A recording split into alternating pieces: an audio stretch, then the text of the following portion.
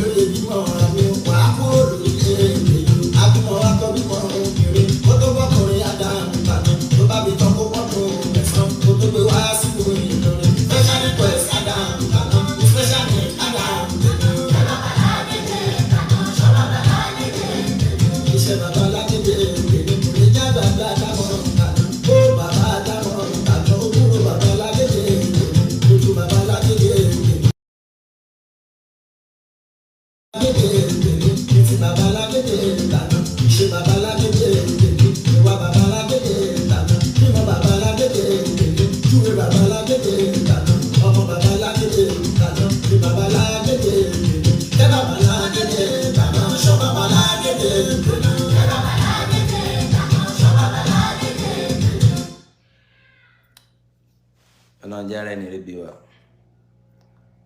ọlọ́njẹ́ rí òbí rẹ̀ bí wa, kọ́lọ́ máa sì ṣe wá lọ́mọ lásán, kọ́lọ́ sì jẹ́ rí ẹni rẹ̀ bá tò láàrin àwọn èèyàn nílé ayé, pàápàá jùlọ láwùjọ ibi tí a bá ń gbé àbí láàrin àwọn èèyàn tá a bá ń bá ṣe. Kọ́lọ́njá rí ẹni rẹ̀ bá tò, àánú Ọlọ́run kò ní fi wálẹ̀, gbogbo tí ń jẹ́ ìdààmú pápátá Ọlọ́run níjọ́ kàn wá. Gbogbo nǹkan tí ẹ bá máa ṣe láyé tí ò bá kí ń ṣe nítorí Ọlọ́run, tí kì í ṣe nítorí Ọlọ́run àtànábì tó jẹ́ pé condition bẹ lórí ẹ̀, kì í ṣe nǹkan t'Ọlọ́run. Àánú Ọlọ́run sì ní ẹni tó bá wùn ní fún, ẹni tó bá wùn Ọlọ́run ní gbé àánú ẹ̀ lé lórí. Ó lè jẹ́ ọmọ kékeré, ó lè jẹ́ àgbàlagbà, kò sí èyí tó kan Ọlọ́run. Ló wá mú mi jáde tí mo fẹ́ sọ ọ̀rọ̀ kan àbí kejì lórí ọ̀rọ̀ tí YUSUF sọ nínú program tó ṣe níjẹta. Ṣé rí gbogbo nǹkan láyé ló ní ìbẹ̀rẹ̀, ló sì níbi tí ó dé, tí ó sì níbi tí ó parí sí. Ẹ má jẹ́ ó yà yín lẹ́nu tí ẹ bá ń gbọ́ àwọn orúkọ oríṣiríṣi tó bá ń pe àwọn èèyàn. Normal thing ni bọ́n ẹ máa ń ṣe náà nìyẹn, látara pé èmá fẹ́ jẹ́ kí ẹ̀dá èèyàn rí aburú tí bá ń bẹ lọ́wọ́ wọn. Irú ẹ̀dá bẹ́ẹ̀ náà yà, ẹ bá share program ẹ̀ dáadáa.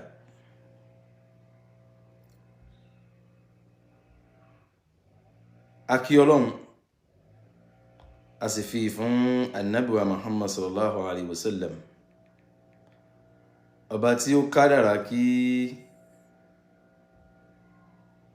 a sì jọ máa bẹ nílé ayé. A kí Ọlọ́run ọba yìí, alhamdulillahi rabbil alamin. àwa ṣe àsàlátù tó pọ̀ fún Ànábì wa Muhammad sallallahu alaihi wasallam, ọba tí ó kádàrá ní kálukú wa tí a sì wà láyé tí ò tí sọ wá dòkú. Adúpẹ́ fọ́lọ́run ọba náà. Ọba yìí kan náà lọ́ba tí kìí sí lẹ́yìn alábòsí, tí kìí sí lẹ́yìn onírọ́. Ọba tí ó dákẹ́ tí ó máa wò kó ní kálukú máa ṣe tó wù. Ẹlòmíì ó gbẹ̀san tó bá ṣe láyé yìí, á tún gbẹ̀san lọ́run. Ẹlòmíì Ọlọ́run ò ní fún lẹ́san láyé, ọ̀run ni ó ti gbẹ̀san ẹ̀. Ṣùgbọ́n tó bá lọ tán, àwọn ọmọ á jẹ nínú aburú tó ṣe lẹ̀. Àkí Ọlọ́run ọba yìí, ọba fa'alu lima yurid, ọba yaf'alu ma yasha, ọba ṣe yóò wúlò lóhun. Ó wá sọ̀rọ̀ kan náà al-Qur'ani ba'da al-istiyazati wal basmala, ó ní yukhtal hikma ma yasha wa man yukhtal hikma faqad utiya khayran kaseera wa man yazakkaru illa ulul albab. Ṣẹ̀rí àwọn èèyàn tó wà láyé lè nísìn, díẹ̀ nínú àwọn èèyàn ló lè dánú rù, díẹ̀ nínú àwọn èèyàn ló lè ro ìlàákà ìfúnra wọn. Bẹ́ẹ̀ lómi bá gbọ́rọ̀ lénìí àti lè digest ẹ̀ fún rẹ̀, ó máa ń ní wọn lára. Àfi kẹ́ ṣàlàyé bí ẹ̀mẹ́rin kí lákà ẹlòmí tó ṣí. Ẹ gbọ́, àfi kẹ́ ṣàlàyé bí ẹ̀mẹ́rin kí lákà ẹlòmí tó ṣí ń gbà. Àṣé ń tán sọ nìyí, àṣé báyìí ló ṣe rí, àṣé báyìí ni bí lákà ẹlòmí ṣe rí nìyẹn. Òun náà sì kọ́, Ọlọ́run ló dá bẹ́ẹ̀. Adúpẹ́ fún Ọlọ́run wípé in tí pàápàá jùlọ the Nigerian Muslim in Diaspora and Justice for Ummah ta dúró lé lórí ni pé kí justice kó wà lórí ara wa, ká má yẹn nìkan jẹ, ká má oppress ẹnìkan.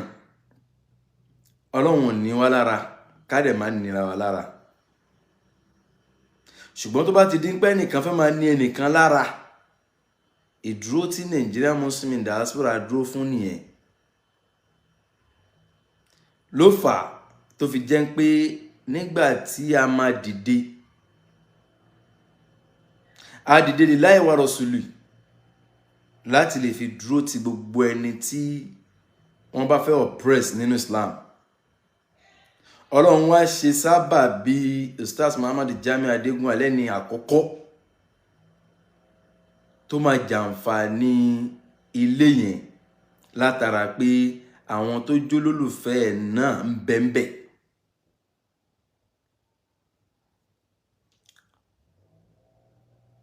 Gbogbo tó wá ṣẹlẹ̀ láti ìbẹ̀rẹ̀ lórí ọ̀rọ̀ afáyẹsẹ̀ àlùnáka, ẹ gbọ́ kí n sọ́rí, mi ìdẹ̀ lè sọ torí wọn fi ọ̀rọ̀ kankan rán mi lórí ẹ̀. Ó wá dín pé Yusuf jáde níjẹta látara pé adúpẹ́ fọ́lọ́hun Mudirul Markaz wọ́n padà fún wọn létí ìgbọ́ láti gbọ́ ohun tó ń ṣẹlẹ̀ gan lórí ọ̀rọ̀ Yesa Alunaka. Ó wá padà dín pé kíní yìí, ó wá padà dín pé Mudirul Markaz wá dá sí. Nígbà tán wá dá sí, ló padà di ohun tí a wá gbọ́ wípé bàbá Mudirul Markaz náà padà wá yanjú ẹ̀. Tẹ́ bá ṣàkíyèsí tí mo post, torí most of the post lórí Nigerian Muslim Diaspora yìí, àwọn tó jẹ́ admin ló máa ń post ẹ̀.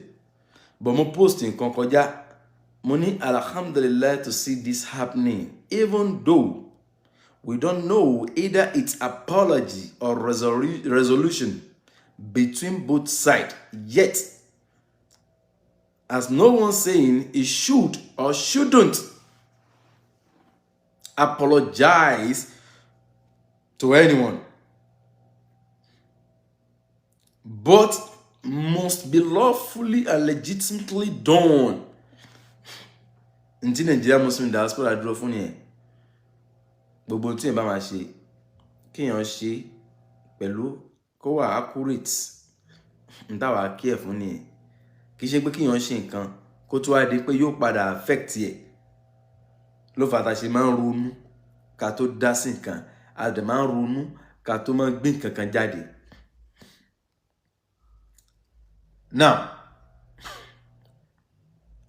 àwa dúpẹ́ f'Ọlọ́run pé ibi tí a expect kó padà já sí ó padà já síbẹ̀.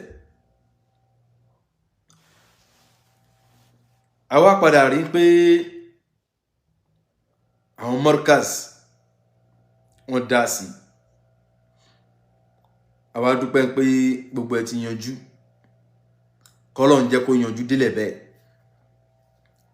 Ṣùgbọ́n nígbà tí Yusuf ń ṣe program, ó mẹ́nu àwọn ẹnu àbùkù kan fi kan Nigerian Muslim diaspora.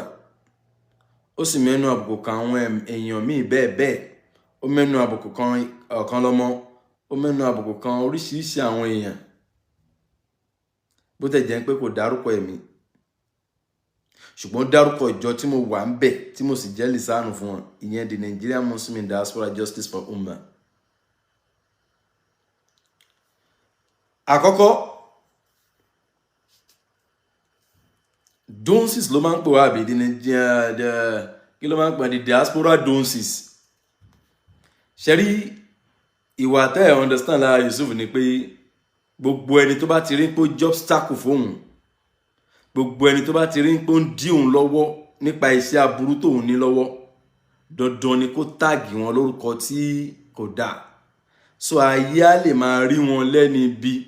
Ṣùgbọ́n ayé tí ò ní làákàyè ò ní mọ̀ pé nítorí ìjọ yẹn abẹ́nìyẹn ń dì lọ́wọ́ mú ló fà tó dá orúkọ yẹn lóye fún wọn lórúkọ yẹn. Ló fà tó ṣe sọ orúkọ wa ní the diaspora donsis. Orúkọ yẹn wá dùn àwa. Ní tí ó fi dùn wá ni pé Bàbá Yusuf,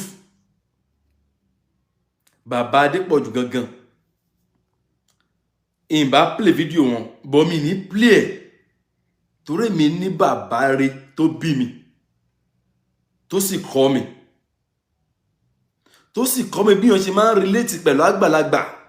Èèyàn ò gbọ́dọ̀ wo ohun tọ́mọ àgbàlagbà bá ṣe fi talu àgbàlagbà tí ò ṣe nǹkan fún yàn. Ẹ gbọ́ mi dáadáa. Bàbá tó bí àwa, ó kọ́ wa lẹ́kọ̀ọ́. Ó gbọ́dọ̀ wo ohun tọ́mọ àgbàlagbà dáadáa kan bá ṣe kó fi talu bàbá yẹn tó bí ọmọ yẹn. Ló fà tí mi ní play video bàbá yẹn. Bàbá yẹn ṣe wáàsí kan. Ó ní gbogbo ọmọ rẹ̀ nínú ọ̀rọ̀ ìsìlámù yìí, Kùránì ní a gbọ́dọ̀ máa pera wa lórúkọ tí ò dáa. Yusuf náà gbọ́ wáàsí bàbá yẹn sétí. Ṣùgbọ́n ó ní bàbá ẹgbẹ́nu sọ́hùn, ọ̀rọ̀ yìí ò wúlò fẹ́mi. Ẹ gbọ́ mi dáadáa. Bàbá Yusuf ṣe wáàsí fún, ó sì ṣe fún gbogbo mùsùlùmí tó ń wò ńjọ́ náà. Wípé ẹ gbọ́dọ̀ pé mùsùlùmí ẹgbẹ́ yín lórúkọ tí ò dáa.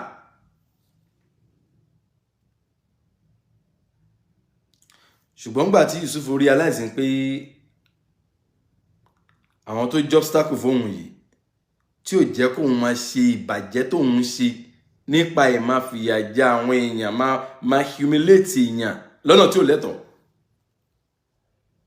ló fi sọ wá ní the diaspora donsis. Ó wá jáde, ó sọ̀rọ̀ tó pọ̀. Kí n tó wá wọnú ọ̀rọ̀ yẹn, the diaspora donsis tó ń pè wá, ẹ má jò yẹ ẹ̀yin tẹ́ jẹ́ olólùfẹ́ lẹ́nu, torí ọ̀tá pọ̀ láyé jù olólùfẹ́ lọ. Èmi ò dẹ̀ mọ̀ bí èmi lọ́tà, èmi ò wojú ọ̀tá.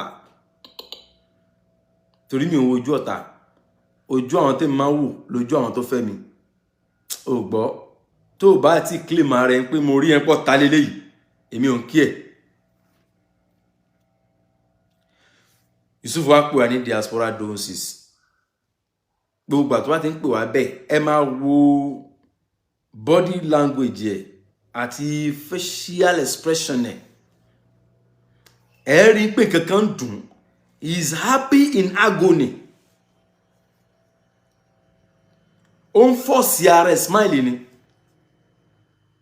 ó mọ̀ pé àwọn tó ń pè ní Nigeria the diaspora doses yìí are the obstacle tí ó jẹ́ kó ń hùwà ìbàjẹ́ tó máa ń hù. ìyẹn àkọ́kọ́. ẹlẹ́ẹ̀kejì àwọn pọ́ìntì ò ní pẹ́ torí kìí ṣe nǹkan tó pẹ́ rárá. èyí tó ń lo 4 hours ẹ̀mí nílò ju 1 hour 30 minutes or 22 minutes the most. ó ní àwọn tó jẹ́ diaspora lọ́ wà nù náà dínà tóun ò fi lè travel mọ́ lénìí. irọ́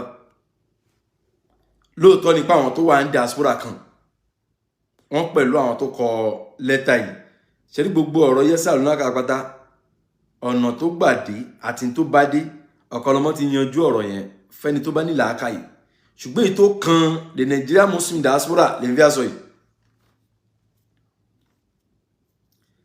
ṣe rí ọ̀rọ̀ petition competition tí ò yẹ tó dínà tí Yusuf fi rí ìlú òyìnbó wọlé ni níbi àsọjù ọ̀rọ̀, níbi àsọtán ọ̀rọ̀, níbi ìbàjẹ́ ọ̀rọ̀ sísọ ló fi kó bá rẹ̀. ọ̀rọ̀ mọ́ súra ló fa petition tí wọ́n sign against yẹ tí ò fi rí ìlú òyìnbó wọ̀ mọ́. kò ń ṣe pé nìkan bẹ́ ìjà ibi tọ́rọ̀ yẹn ti bẹ̀rẹ̀ ni ìwọ fún rẹ̀ ló fa enmity fún rẹ̀ ló fa hatred fún rẹ̀. má jẹ́ káwọn tó ń wẹ̀ tán nílàáká inú wọn kàn máa lérò pé bí a tó ń sọ right. nature ẹ̀ ẹni tó wà narcissistical in nature ni ẹ ìwọ Yusuf mọ́ ń bá wí ó wà narcissistical in nature ló ṣe rí kó máa sọ̀rọ̀ bẹ́ẹ̀ yẹn táwọn èèyàn máa lérò pé tó ń sọ wípé bẹ́ẹ̀ ló ṣe rí. àwọn tó competition against yẹ tó fi rí lóyìnbó ṣe rí gbogbo ohun ààrẹ sí yẹsà lọ́kà ó ń ṣe gbogbo nǹkan báyìí lórí nǹkan méjì náà ni. àkọ́kọ́ ni pé ọ̀rọ̀ yẹsà lọ́kà ó bọ́ sí àsìkò ìgbà tí struggle mọ́súra wà nílẹ̀ ni. because ó bẹ̀rẹ̀ sí ní manipulate ọ̀rọ̀ kan wọ́n fẹ́ lo yẹsà lọ́kà against òun. ṣẹ́rí ń bá má ṣe program yìí mi ń bá má sọ anything lórí ọ̀rọ̀ yìí ṣùgbọ́n gbà tó jẹ́ pé bá ṣe ń jẹ ìkúrú kó tán láwo ni Yusuf ń gbọ́n owó òfu ẹ̀ sínú àwo. bá ṣe ń jẹ ìkúrú kó tán ni Yusuf ń gbọ́n owó òfu sínú àwo. wọ́n yanjú ọ̀rọ̀ lóòótọ́ a sì dúpẹ́ fọlọ́run ó wá jáde. jíjáde tó wá jáde ìwọ wá lérò ń pò lè bá àwọn kan jẹ́ lọ́dọ̀ àwọn markazi àbí lọ́dọ̀ mudir markazi kò ṣeé ṣe fún ẹ̀. amọ̀rú wà tó ní amọ̀rú ìran tó ti jáde ló fà tí ò fi lè jọ wá lójú gbogbo ìwà tó ń kù yìí. ó wá fẹ́ sọ àwa di ẹni bí ó fẹ́ lé àwa kó lára mọ́ yẹ́sẹ̀ àlùnọ́kà ó fẹ́ polongo ara ẹ̀ ní dáadáa àtàwọn ẹranko tẹjọ ń kóra yín kiri. láti ilẹ̀ ni máa ń sọ fún ẹ Yusuf pé kankan báyìí mi ní against dáwà ẹ̀ ọlọ́run ọba sì ní wallahu shahid ọlọ́run ọba jẹ́rìí sí tí mo sọ yìí èmi ò ní kinní kankan against dáwà tó ń ṣe ìwọ fúnra ara ẹ lọ ta dáwà ẹ tó ń ṣe látara ìwà búto ní tí máa sì dúró lé lórí.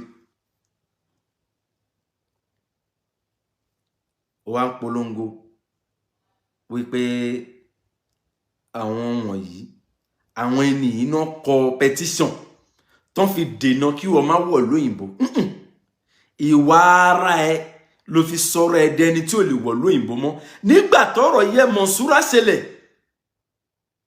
ọ̀rọ̀ tó ti di ọ̀rọ̀ ayé ni gbogbo àwọn blọ́gà ló tọwọ́ bọ̀ àwọn tó sáìn kíní yẹn gbà ẹ tó pọ̀ jù ìdí tó fi rí pé àwọn kírísítẹ́nì ló sáìn yẹn jù nítorí ọ̀rọ̀ tó dórí social media tí gbogbo ayé gbà ni kì í ṣe ọ̀rọ̀ mùsùlùmí nìkan mọ́.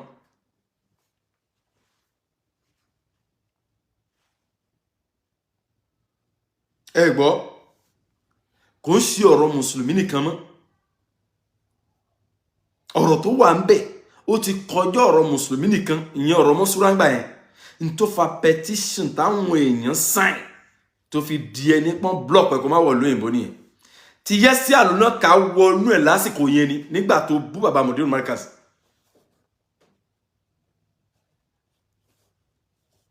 ó wá jáde ó sọ pé bàbá Mudiru Markaz ìwọ pè wọ́n welcome ẹ n tí wàá fi mọ̀ pé bàbá rí ní bàbá Mudiru Markaz ó yàtọ̀ sí bàbá bú tí wọ́n mọ̀ láàrin àwọn tó jágbàlagbà tí wọ́n tẹ̀lé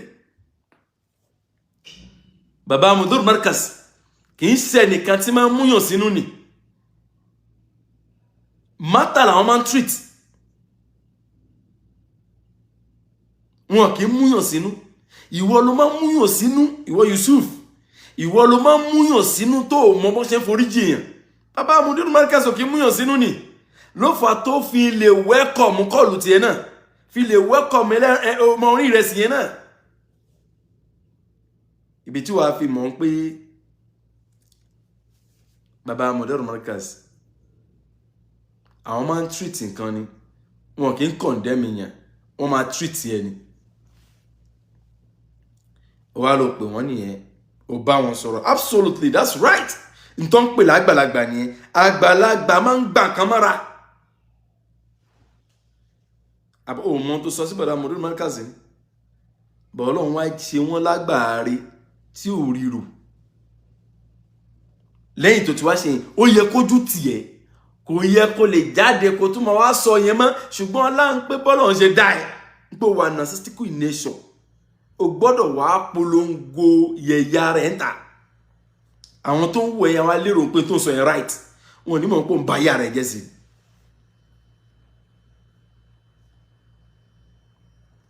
gbogbo tó ń dáǹsì ló yé wa gbogbo ọ̀nà tó o máa ṣe tí ó fi rọ bàbá Mudiru Markaz lọ́rùn láti sọ pé kán gba ẹjọ́ captain lọ́wọ́ stars mo ń bọ̀ lórí ẹ̀ àwọn àmọ̀ pé ibi tó ń dáǹsì lọ nìyẹn àmọ̀ bóyá máa ń play game ẹ̀ ó gbọ́ àmọ̀ bóyá máa ń play game ẹ̀ lára ọ̀rọ̀ tó sọ torí point ní vetrix mi ò need àti treat much program lórí ọ̀rọ̀ yìí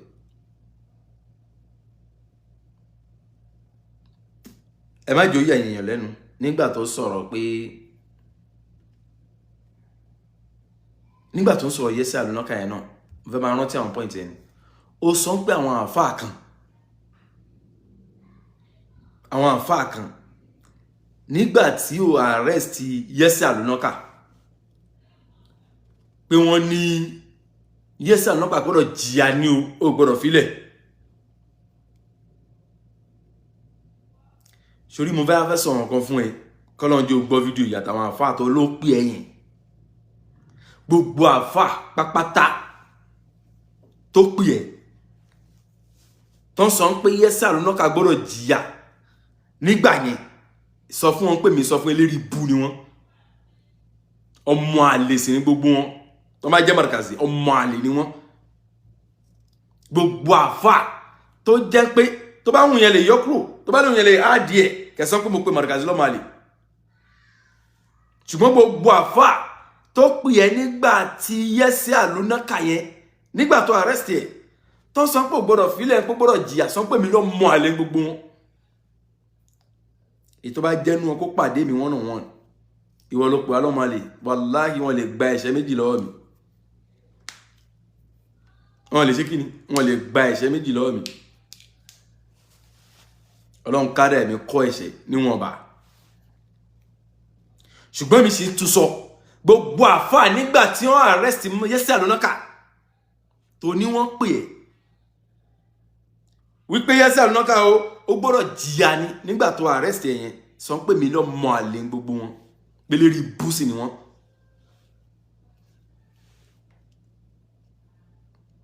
kọ́kọ́ nìyẹn. ẹlẹ́kejì ó tún sọ̀rọ̀ kan ní àwọn diaspora donors wọ̀nyí lára wọ́n máa pe bàbá wa Mudirul Markaz wọ́n máa dọ́gbọ́n rìkọ́ọ̀dù wọn. mo ṣe wá ṣe tó náà rìkọ́ọ̀dù yẹn bọ́ sí wọ́ lọ́wọ́ ẹ máa wò ó wọ́n bá ti pè wọ́n tán wọ́n máa wá rìkọ́ọ̀dù bàbá yẹn tó bá wá rìkọ́ọ̀dù ẹ̀ wọ́n máa gbé lọ fúnra wọn. Fortunately for us rìkọ́ọ̀dù yẹn bọ́ sí wa lọ́wọ́. olórí burúkú ni gbogbo ẹni tó bá rìkọ́ọ̀dù Mudirul Markaz. eléri bú ni gbogbo ẹni tó bá rìkọ́ọ̀dù Mudirul Markaz. eléri bú sì ni ẹni tó bá gbé fún tí ò bá play jáde. tuntun gbọ́ eléri bú lẹni tó bá jẹ́ pé bá mọ̀ọ́mọ̀ rìdú tó fi rìkọ́ọ̀dù Mudirul Markaz tí bàbá ó sì mọ̀ eléri bú èèyàn ni. eléri bú sì lẹni tó bá gbé fún tí ò play jáde kọ́ mọ ẹni tó rìkọ́ọ̀dù.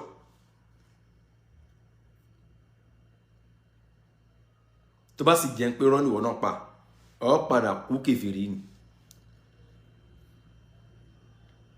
ó gbọ́ the Nigerian Muslim diaspora and justice for Ummah.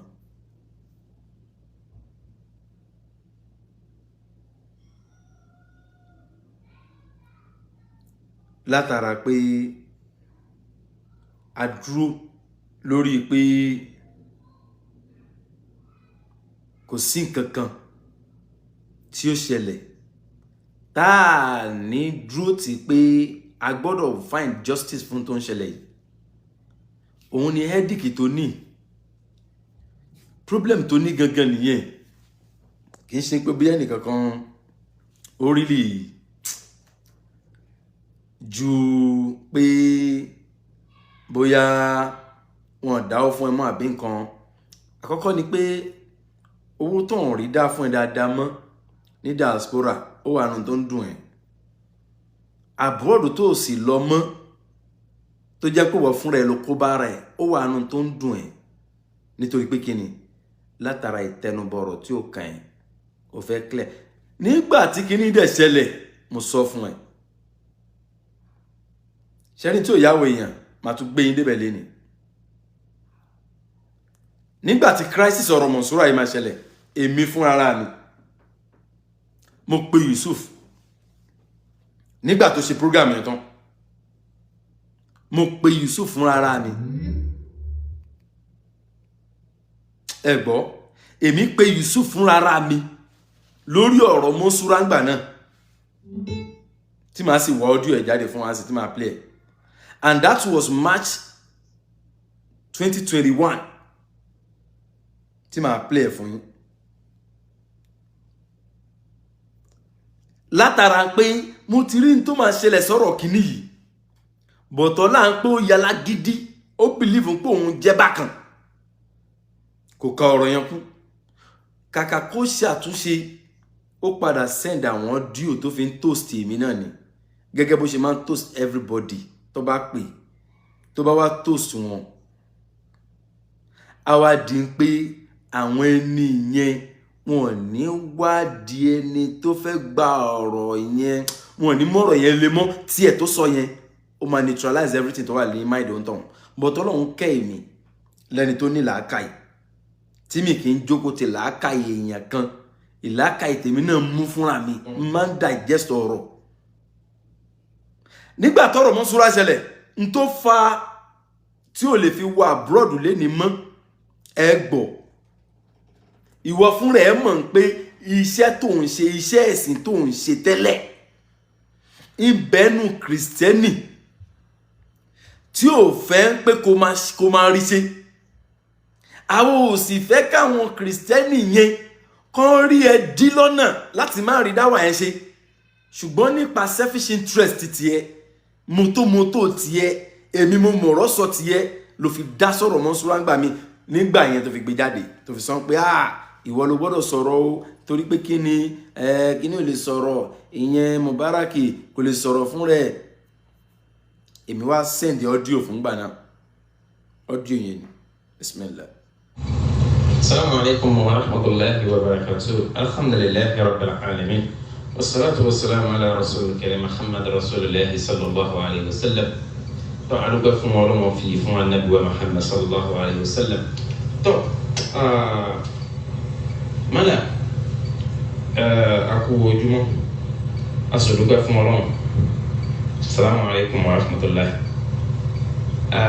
Mo ní àwọn ọ̀rọ̀ díẹ̀ kan tí mo bá sáré sọ nínú àwọn tí mo rí tí mo gbọ́ tó sì ti díẹ̀ sí hàn sí mi tí púpọ̀ sì ṣókòkò sí mi.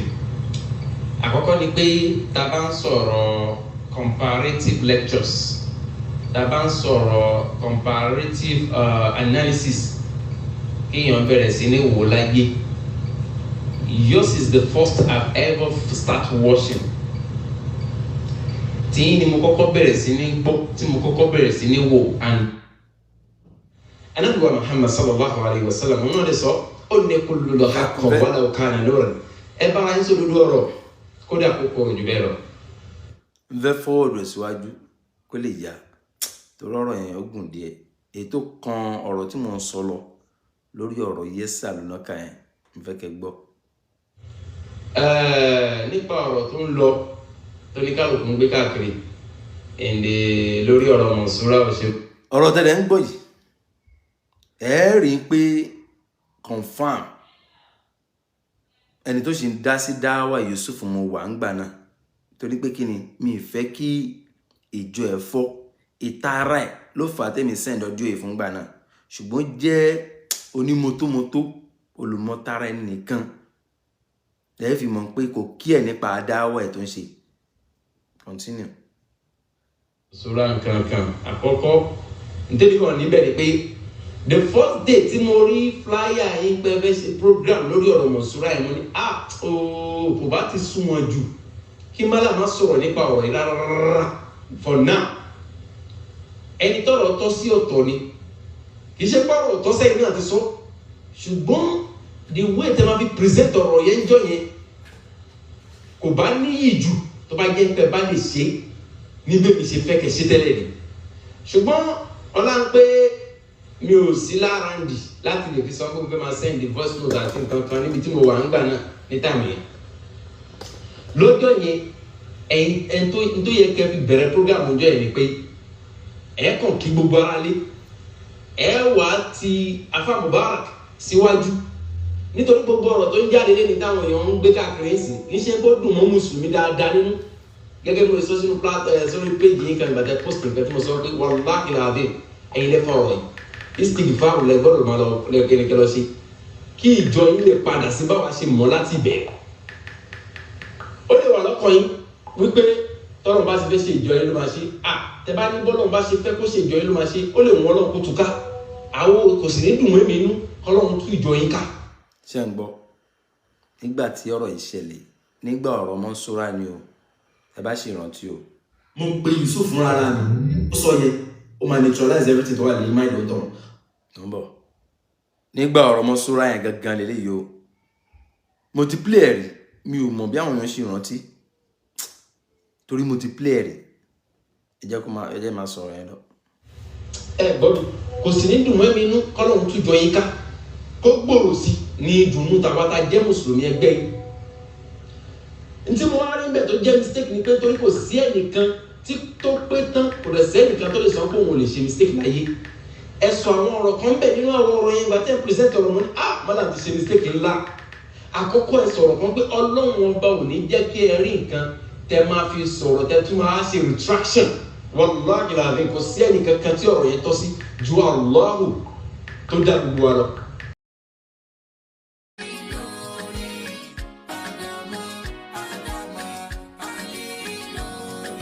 Ọlọ́run dákun máa pa mùdírù kíákíá nítorí pàwọ́ lọ fáwùjọ wa wọ́n pọ̀ níbi ká láyà ká sọ títọ́ wọn ò dẹ́.